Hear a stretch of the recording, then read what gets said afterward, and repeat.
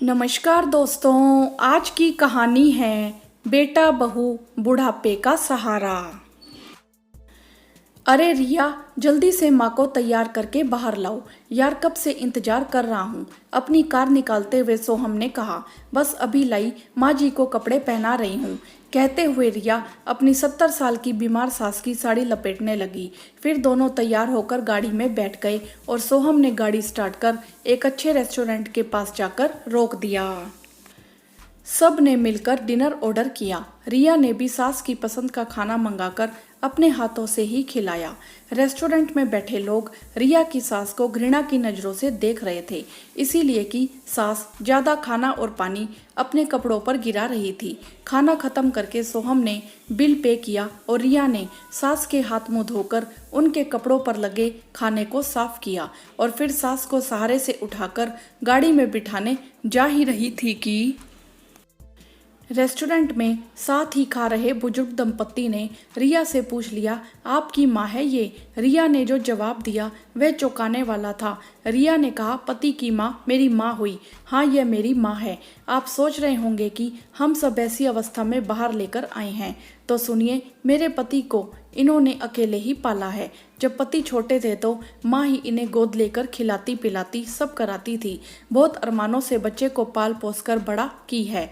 आज जब अवस्था गिर गई तो हम बच्चों का कर्तव्य बनता है उसी तरह माँ बाप का ख्याल रखें।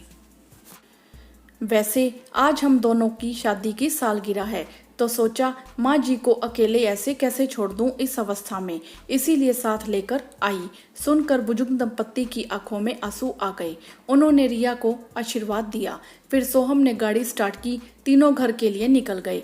रिया और सोहम की शादी को 20 वर्ष हो गए हैं। उनके बच्चे बाहर पढ़ते हैं। घर पर सिर्फ सोहम और रिया अपनी बीमार माँ के साथ ही रहते हैं। रिया ने भी सास की सेवा में कोई कसर नहीं छोड़ी।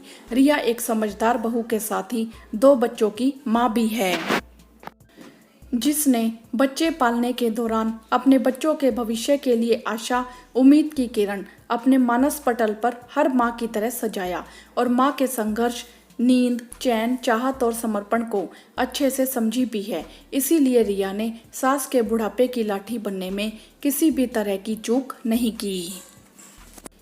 रिया को कर्म का सिद्धांत अच्छे से पता है कि जो दोगे वही लौट कर आएगा, चाहे प्यार हो या नफरत।